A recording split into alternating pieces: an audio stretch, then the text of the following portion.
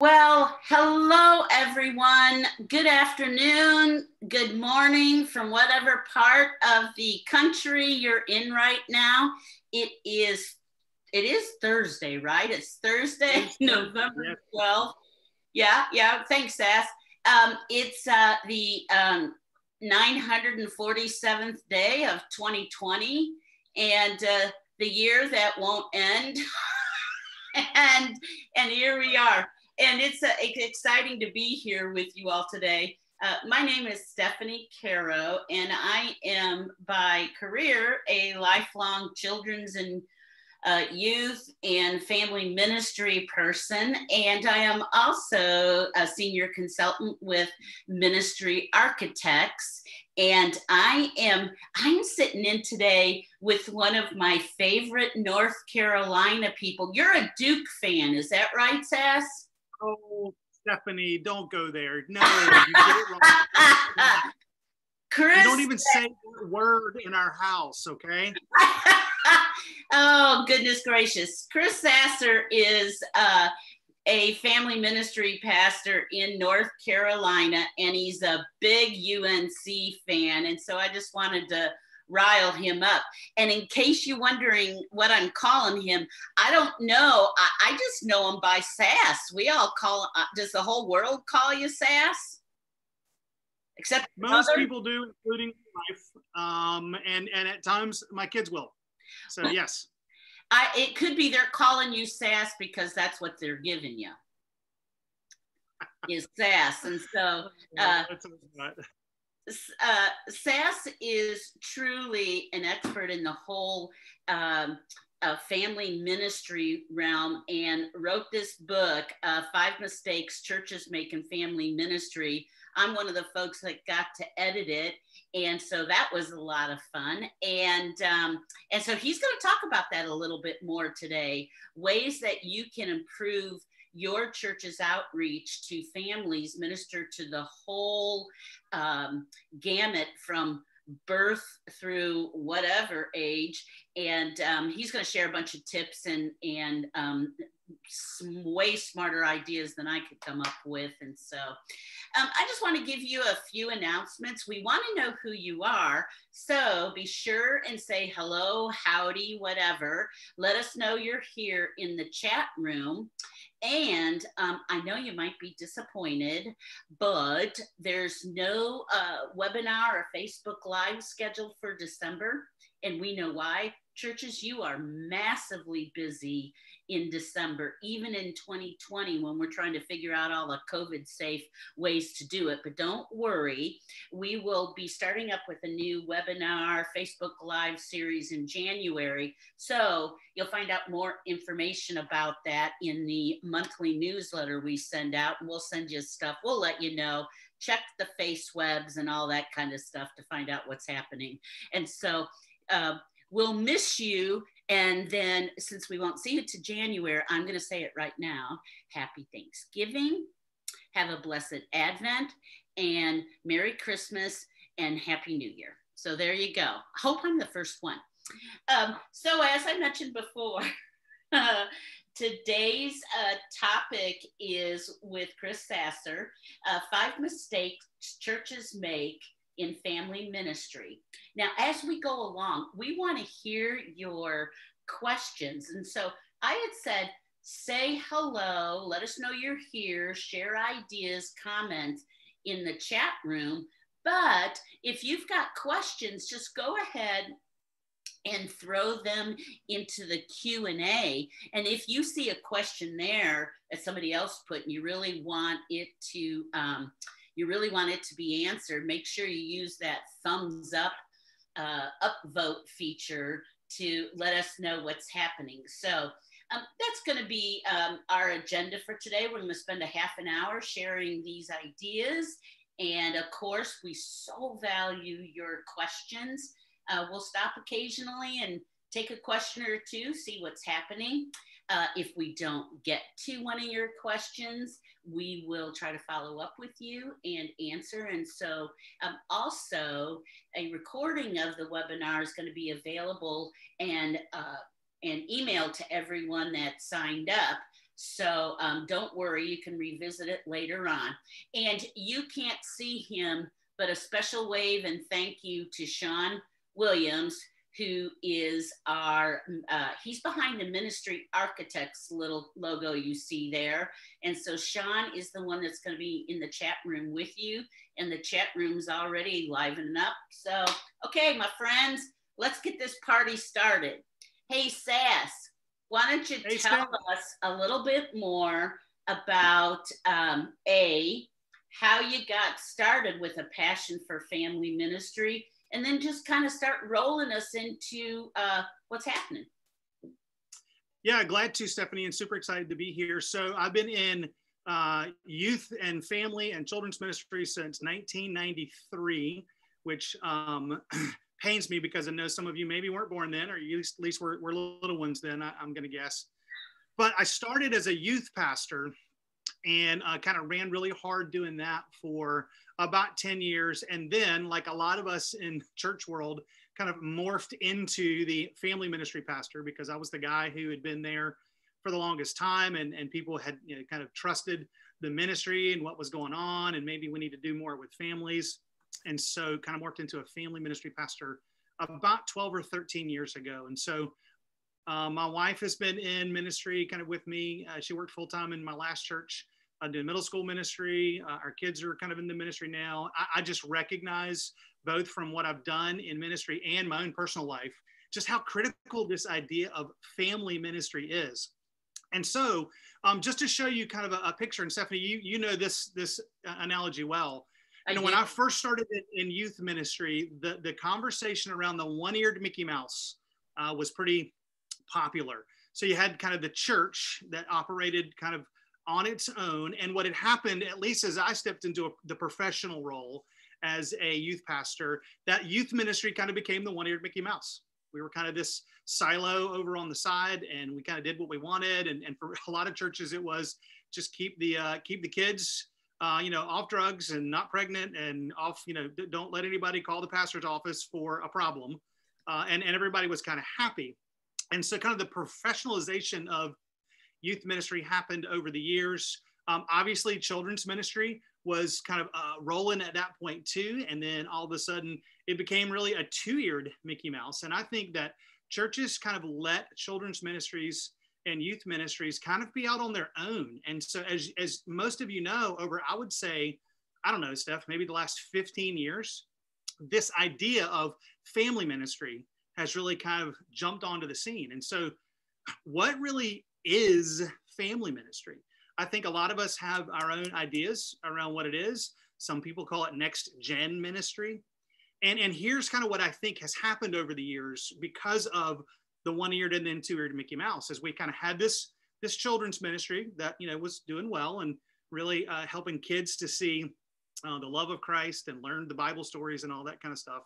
We had youth ministry. And when we decided that family ministry was going to really be a thing, we just said, hey, let's just put an umbrella over those two and let's call it family ministry.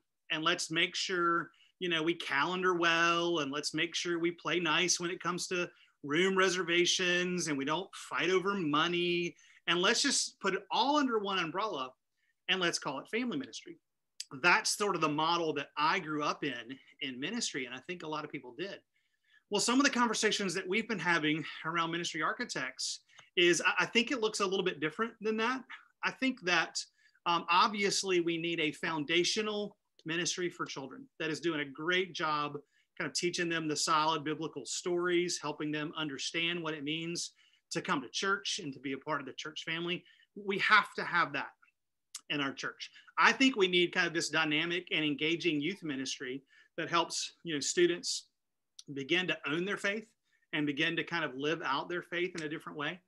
But I also think, and this is where kind of the shift has happened for me, and I would say the last 5 or 6 years, is I think we have to have a practical and helpful parent ministry. And this is the one that I know is hard for a lot of churches for a number of reasons, and we'll get into that in a minute. And I think when you can have all three of these in the life of your church, that's when you can say that you have a whole family ministry. I think we're not really putting the family ministry together until we have those three elements as a part of our church. And so we've been having a lot of those conversations. We've been working with some other churches who are trying to build this. And as we've been doing that, what we've learned and what I've learned in trying to do this here at my church over the last number of years is I've learned that there are mistakes that we make along the way. So that's where this ebook came from, 5 Mistakes That Churches Make. So Steph, you got any questions or you want to kind of talk about anything before we move into those? I think what I'm excited to hear you talk about is, I remember when this idea of having family ministry came about, and this is the cranky, suspicious side of me that's been in ministry for a long time. What it felt like was it was a church's way of just getting more bang for the buck from one staff person. It was, let's just hire somebody, right? And let's just hire somebody, call them the family ministry. We don't have to hire anybody else, and we can make them just do 3 jobs, but only pay for 1. So I bet you're going to talk about that. I am definitely going to talk about that because that was a little bit of an experience in some ways. So let's roll. So the book is 5 mistakes that we make epic mistakes we make in family ministry. What I'm going to do is I'm going to go through the 5 mistakes very quickly, kind of just give you some bullet points around each one of them. And then we're going to offer you some solutions. What should you do if you feel like you or your church are making one or more of these mistakes? And before I get started with those, let me just say, I've made them all. I think most of us have made them all. And so this is just us kind of learning together when it comes to what it means to really have a family ministry. So here we go. Mistake number 1, I think, is overestimating the church's impact. You see, I think we as people who work full-time in the church, I think sometimes we subconsciously believe that what we're doing at the church is of utmost importance. Like if we can just get kids to be here consistently, if we can get families to not choose soccer over church and be at Sunday school every week, or we can just get that kid on the mission trip, that we're going to have this tremendous impact. And that's true at times, but we've bought into this formula that kids and teens plus our church equals lifelong Christians. Well, I've been in it for 28 years-ish, and I can tell you that formula does not work. And all of us know that. We know of the stats of people who are kind of running away from church after they graduate youth group, and the way that we're struggling to hold on to millennials and all of those conversations. So we know that the church's impact might not be as big as we think it is in the lives of kids and teenagers. And for me, that's painful because that's what I've given my life to. And I did that really, really hard for a lot of years. And so I think we bought into that.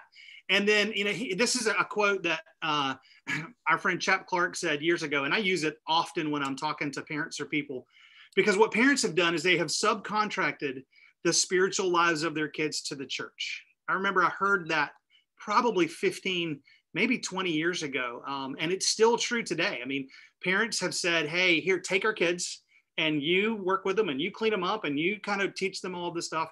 And what we have done as church leaders is we have gladly said, okay, we'll take them.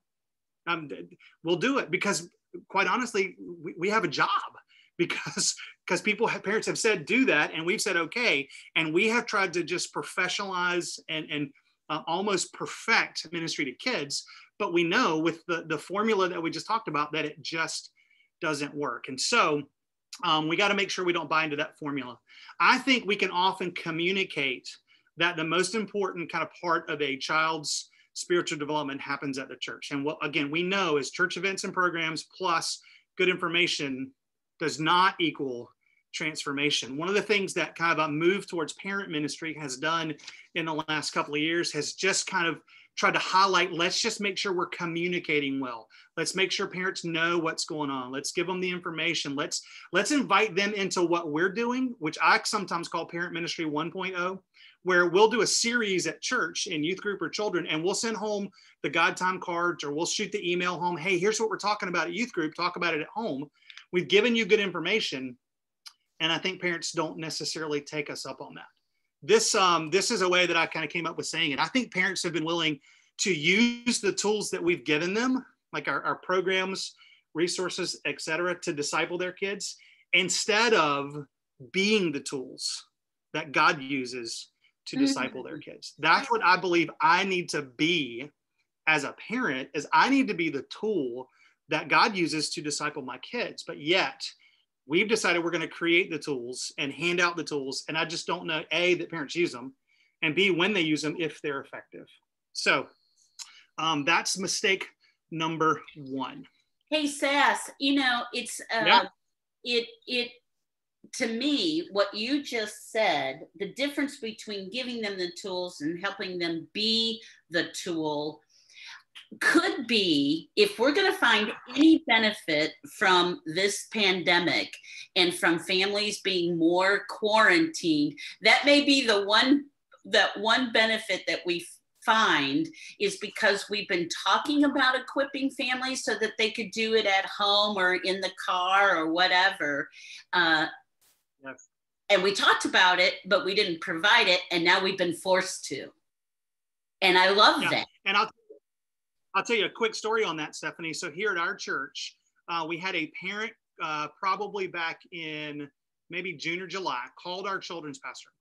And she said, hey, I know you guys have been saying for years that we're the primary spiritual leaders for our kids, and you've been trying to help us step into that. But now I finally get it. I mean, the fact that in the pandemic, I haven't been able to use a lot of the tools that I would normally use, i.e. the programs, bringing my kids here. She said, now that I realize that I haven't been able to do that, I need to take a different role. And so can you help me? I'm going to get a Bible and we're going to start reading to our girls. And over the course of a number of months, both of their girls said, hey, like, we want to have a relationship with Jesus. Can we be baptized?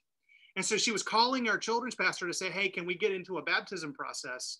Because our young children are now understanding what it means, because we as the parents haven't had the tools. So we've had to be the tools. Yeah. And all of a sudden the kids are being discipled. And that kid's been in our program for years, right? And all of a sudden when parents took over, something changed and something happened. So I totally agree with you. The pandemic has revealed an opportunity for us. And I've got some other ideas on that I'll share in a little while.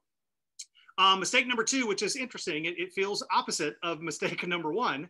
I think sometimes we underestimate the church's role. And I don't know about you, but I've done exactly that, what I just described. I've told parents, hey, you are the primary spiritual leaders for your kids. Don't forget that. But I do think sometimes parents are intimidated of that for the most part. They don't know what to do. They don't know how to do it. So in some ways they shrink back. And so although I do believe that parents are the primary spiritual leaders of their kids, they're not the only ones. And as the church, that's where we have to recognize our role. I mean, for me, our kids have a number of adult leaders in the life of our church that really pour into them every single week. And so what we do sometimes is when we simply tell parents that they're the primary spiritual leaders and we don't actually help them step into that, then we put an enormous amount of pressure on them. And so we have to make sure that if we're going to say that, if we're going to push parents towards that, we do something to help them in that process. And we'll talk about some ideas when we get to the solutions. I think oftentimes when we see our role as primary kind of content and truth delivery, right? I mean, we know when we're reading the gospel or when we're sharing at youth group or with kids, we want to implant the truth in them. We want to create content that gets them the truth. But when we think we see ourselves only as that, then I think we underestimate where we can really have an impact with kids and students. And that is in the relationships that we have the opportunity as the church to facilitate in different ways. And so if we can think in that way, it changes the way we do our programs. It changes the way we do our events. We can think content and truth first in events, which we want to deliver, or we can think relationships and growth first when it comes to events and things that we do. And that's where I want to be and where I know that my kids kind of really are changed. So mistake number three, this is kind of what you alluded to a minute ago, Stephanie, and it's changing titles and not strategies. And so, like I said, I started in youth ministry, did it for about 10 years. And then because we were having some success and we kind of had some trust in the life of the church and the family ministry conversation was bubbling up, it was, hey, Sass, why don't you become the director of youth and families?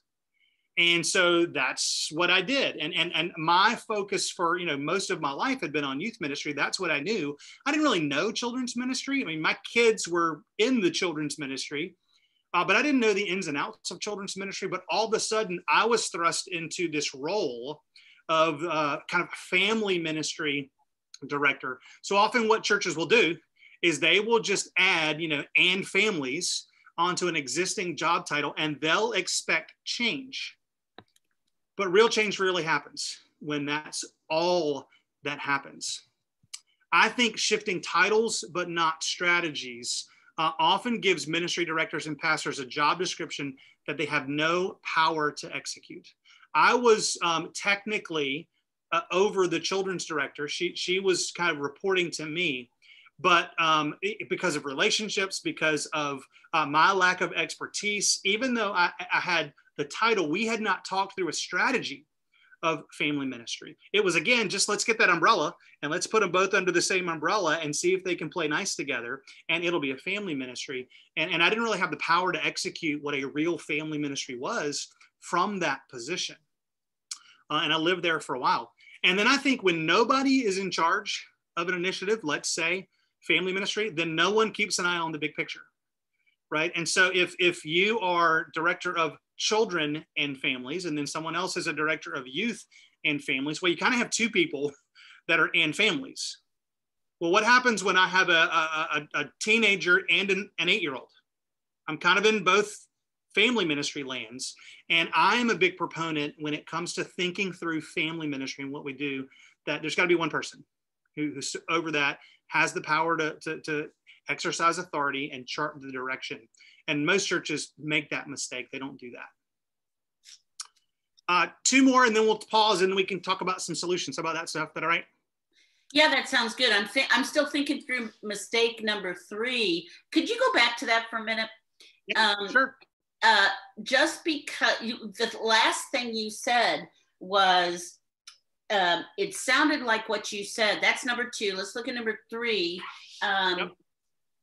You said something like the mistake they make is they don't really have a self-differentiated leader over all of it. So they'll call it family ministry. And if I'm understanding you correctly, what you're saying is when they don't have one person sort of guiding the vision and setting the parameters, they may still call it family ministry, but the children's director's still calling their own shots, and the youth director's still calling their own shots, and the college directors, and I don't mean to take away from any of those roles, but I can see what you're saying. Without one clear set of fencing guidelines, everybody just still goes off on their own thing. Yes. And I would say, yeah, and even in that example, if you have someone who is a director, and because this was me, director of youth and families, right? I have a certain lens through which I'm looking at what "and families" means. And it is through a youth ministry lens. And what I had to do when I kind of morphed into a different position is I had to intentionally immerse myself in children's ministry and intentionally understand what children's ministry was and build a different lens through which to look at it. And so when you've got one person looking at it through this lens and another one over here, and then what I know some churches do is they put an executive pastor who most of their responsibilities are in worship, or they also oversee the music ministry, and they certainly don't have the understanding, the expertise, and the bandwidth to know what a family ministry needs to look like. And so I just believe this is such a critical part of our churches nowadays, that we got to put the resources towards this and have somebody be able to holistically look at the whole family and how we're ministering to them. It's not to say you can't do it. Like if you're a youth pastor and all of a sudden you become the youth and family ministry director, that can happen, of course, but I'll talk about this in a minute. You have to have 100% buy-in from your senior leadership on that. And you've got to be like almost publicly given the authority to oversee all of it in order for it to work that way. But it can. It can. Mistake number 4, add more family events.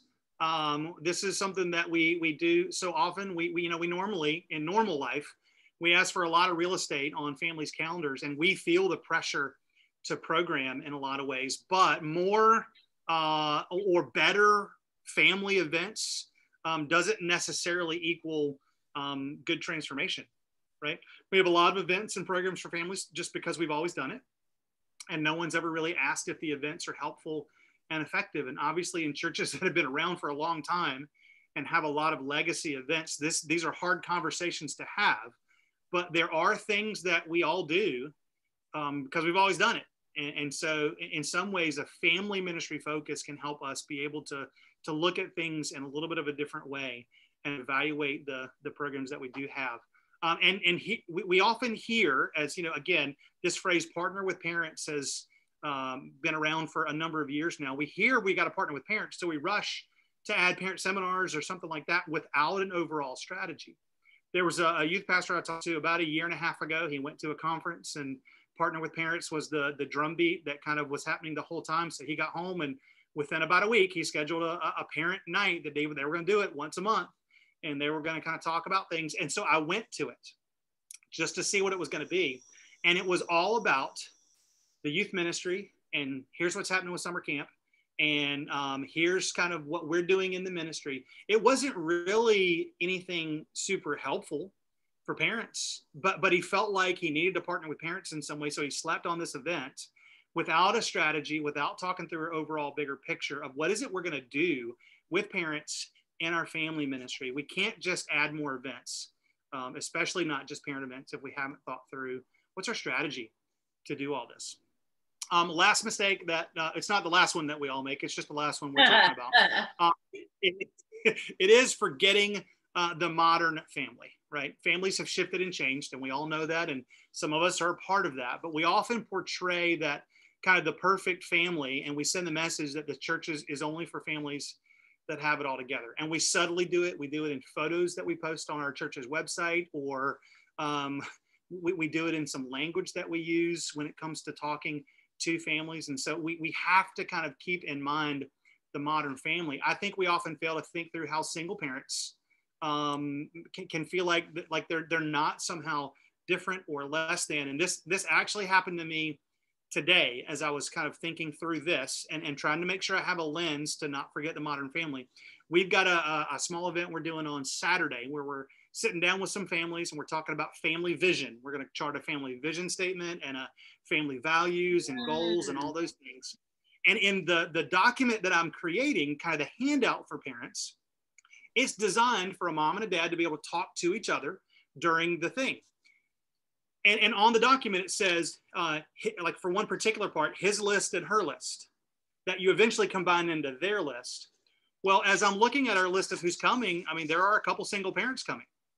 So if I hand them a document to work through for the day, and they get to the page that says his list and her list, how are they going to feel in that moment? So what I'm going to do is I'm creating a different document for those families, where I'm taking off the his and the her list, and I'm just going to put one list. And I just think we need to think through when single parents, when grandparents, when all kinds of different families are a part of the life of our church, what do they experience? Sure. Instead of we're going to portray that it's mom, dad, 2.5 kids, a dog, and a white picket fence, because that's not what it is. Sure, not every set of parents is a his and a her. Right. Exactly. So we need to keep in mind the families that are coming and make sure our language and everything that we do kind of talks to them. We often forget to acknowledge and help grandparents who are taking an increasing role. Stephanie, Camp Grandma, right? You're involved with that a lot. And so that's just a mistake that we make, is just forgetting the modern family in a lot of the things that we do. So before we go to solutions, you want to pause and chat for a minute, or you want me to keep rolling? We had a couple of questions here, and maybe that'll come under solutions. And I'm thinking one of the questions that was sent was, this is great. How do they get started? And maybe that you're going to talk about that in solutions. And I know for me, if I were asking, we've got that questions, how does somebody get started? And the question I would have is, give me an example of what it looks like. One of the things that you said that struck me, Sass, is we tend to lean towards just adding on more events without taking away something else. You know, maybe for December, we'd still have all of the children's December events and then all of the youth December events, and then try to add on some family thing.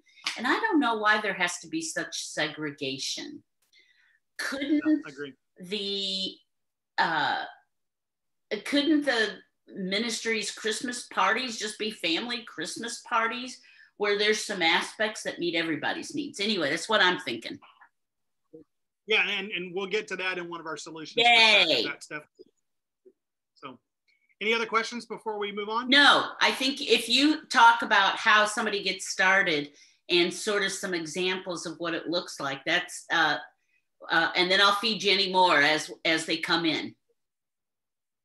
Great. All right. So let's talk about what some solutions could be. And again, these are not all of the solutions. These are just a few that we have talked about. So the solution to overestimating the church's impact is we got to help parents embrace their God-given role, right?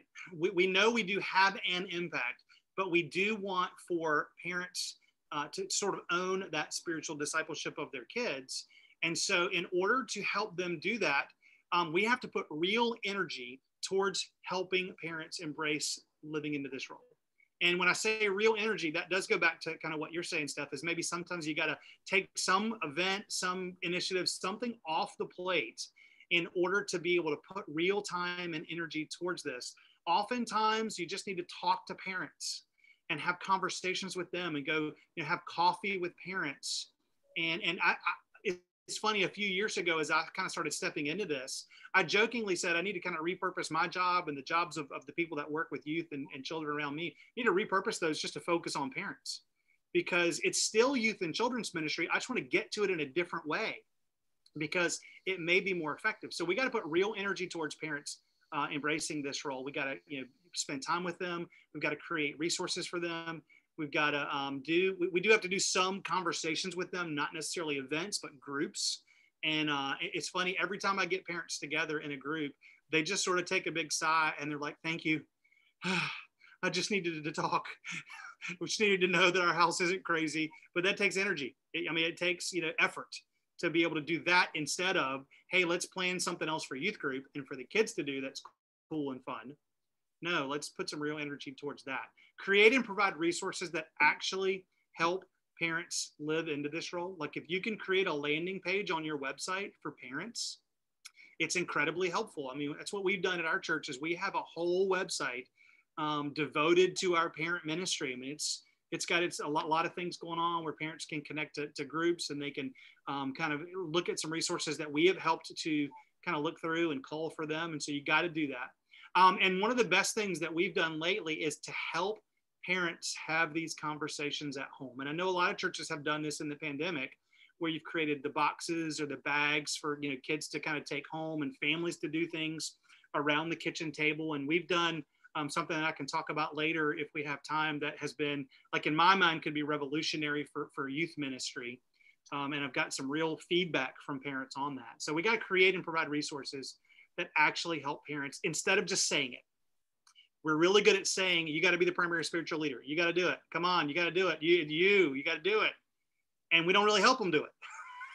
So we got to put energy towards that and help them do that. The next solution to underestimating the church's role is we have to facilitate community and provide safe spaces for families, right? We got to make sure that we're connecting kids and students to significant adults who can walk with them through life. And this is a little bit of the program shift that a lot of us have had over the years to where it's not just about kids come sit in rows and listen to us share the content, share the truth. We got to put them in circles to where they're having conversations with each other. They're having conversations with significant adults. We got to give them space to build these relationships and have these conversations. Coincidentally, we need to do that with parents as well. Parents need that space to be able to do that. And so we have to make sure that we're thinking through there. Connect kids and students to people from older generations. It's just so amazing when a teenager can connect with a senior adult and realize, hey, we can have a relationship and I can learn from you and we can grow together. And again, you got to think through your programming in the way that you do that to put those groups of people together, even when it feels awkward and even when people say they don't want to do it. You got to do it because the fruit of it is just absolutely amazing sometimes. And I mentioned this already, but connect parents to other parents who can help them navigate their faith and parenting journey. And again, it just takes energy. And so we need to make sure we recognize the church's role in the relational connection piece of life and ministry and put energy towards that. Maybe more than we put towards how cool is the program? Did we have the right game? Did the band do the right song? Whatever it is that we do, think about it differently. And let's not overestimate our role in the programming part and underestimate our role in the relational part. Let's step into the relational part a little bit more. Solution to changing titles and not strategies. Somebody has to have the authority to own it, and they have to sort of know how to do it, or they have to be able to learn how to do it. That is what happened to me. Is I stepped into it and I had to learn how to do it, but I had to put time and effort and energy towards learning how to do it. And your senior leadership, like I said before, has to be on board with this. If you somehow try to create a family ministry umbrella absent of your senior leadership putting a stamp of approval on it, it will fail. It will fail, and it will be a train wreck in a lot of different ways. So help your church work towards having a single owner for family ministry, even if that person does have other responsibilities, because I recognize in most churches, you can't afford just to go out and hire a family ministry pastor or director or whatever. That's just not realistic. We get that, but you can work towards that and you can take steps along the way. And I do think the first step is bringing your senior leadership into a conversation around this, and they have to value it in a different way than maybe they already value it now. Begin to tell stories of families. Yeah, go, Steph. The fine-tuned nuance is that they have to not only have that title, but that the ownership, everybody else knows the ownership belongs there. Yeah, ownership and authority. So if you are the director of children and families, but they have said you are also supervising the youth pastor, youth director, whatever, everybody's got to know that if you make a decision from your children and families role about youth ministry, it's the law. It applies. The youth director can't undermine that. Everybody's got to know that you have the authority to be able to own that. Yeah. Yeah, I get it. Begin tell stories about families, not just kids and youth. We were great at telling stories about, when somebody comes back from camp or the mission trip or the cute event that we did for, Breakfast with Jesus with the little kids. But are we telling stories around, hey, this parent was changed in the way that they see their role of parenting? Like the story that I referenced earlier of the family that realized, hey, we have to own it, and they bought their kids Bibles and they started reading. Well, we highlighted that story at our church. I mean, it was on our Instagram.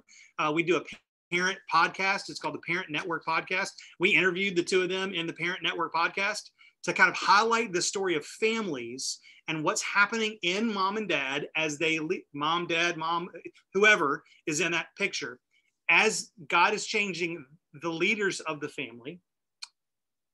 Got to tell that story instead of just what's happening in little Johnny or little Susie. Because little Johnny and little Susie are cute, and everybody loves to talk about them, but we got to make sure we tell bigger stories than that. Help create initiatives that bring a whole family ministry together.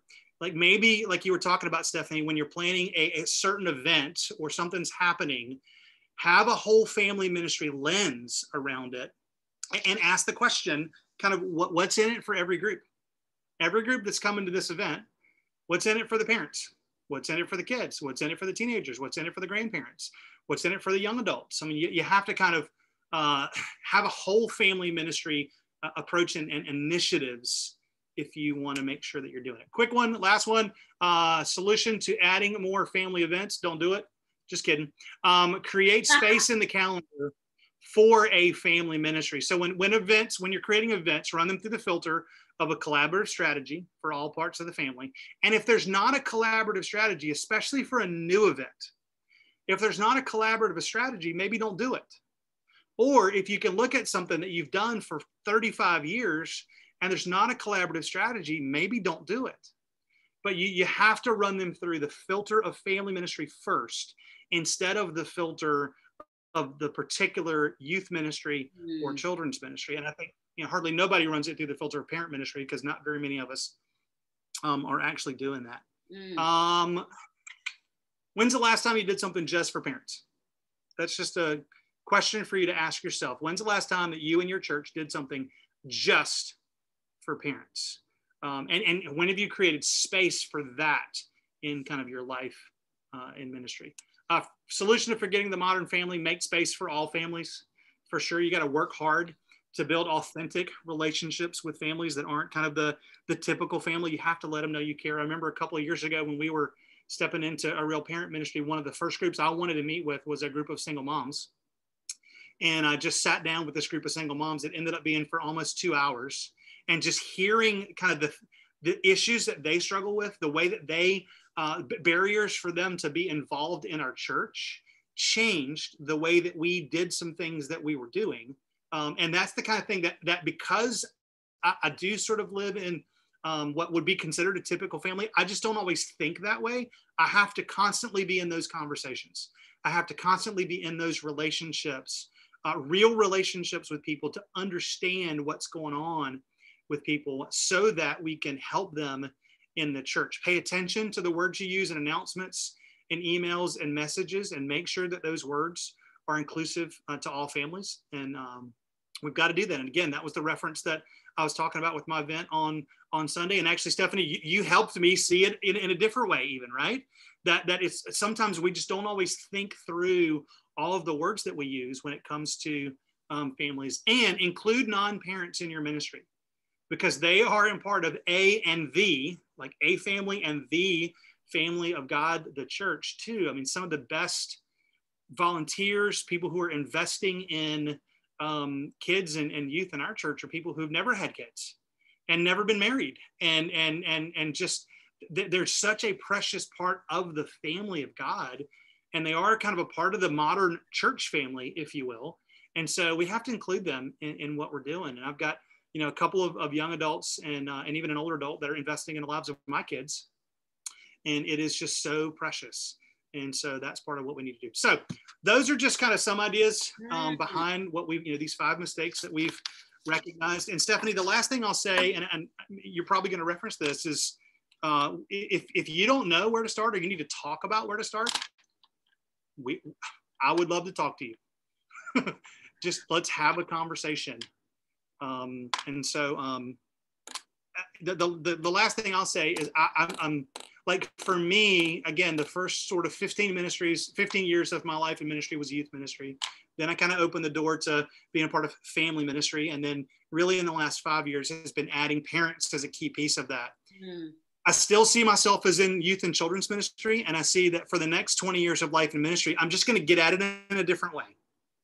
And I wonder if, and I don't mean this dramatically, but I wonder if I kind of missed the boat for 15 years and just trying to hang out with teenagers and have all the cool events for kids and not focus on a whole family ministry. That's what I want to do for the next 20 years or however many years God gives me, is to really focus on a whole family ministry. Hey, Sass, we have a question from Jill. Jill asks, this sounds a lot like an intergenerational ministry model. What would you say are the major differences? I do think that an intergenerational ministry model probably puts, if I understand it correctly, it kind of puts everybody together all the time in intergenerational ministry. I do think there are moments where the 3 parts of family ministry do need to separate out, because and we know this in youth ministry, what a 6th grader is dealing with is dramatically different than what an 11th or 12th grader is dealing with. So even within that silo, there needs to be silos. what your 8-year-old is dealing with is completely different than what a 40 or 50-year-old is dealing with. And so absolutely there are intergenerational pieces to it and times, but there still does need to be some individual focus on the 3 ministries that are a part of whole family ministry that I would think make it a little bit different than an intergenerational ministry model. Stephanie, what would you think? I was thinking the same thing, kind of having studied this a little bit. One really just does, and there's benefit to that, intergenerational. Sure. Every church is multi-generational, not every church is intergenerational. And then like you said, parent family ministry approach still has the moments where children just need to do an egg hunt sometimes. That's just what you do. But teenagers don't necessarily. And so anyway, I think that's spot on. I want to give everyone a chance to just be reminded that feel free to reach out to Sass. His email address is in the chat room. It's Chris, CHRIS, Sasser, SASSER at ministryarchitects.com. And also you can contact me if you just have any questions about coffee, because I finished a whole cup just while sitting here. Stephanie.Caro at ministryarchitects.com.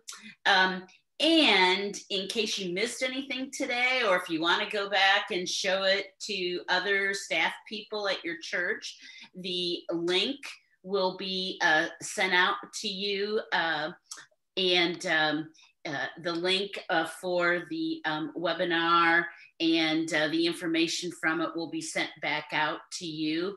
And also we have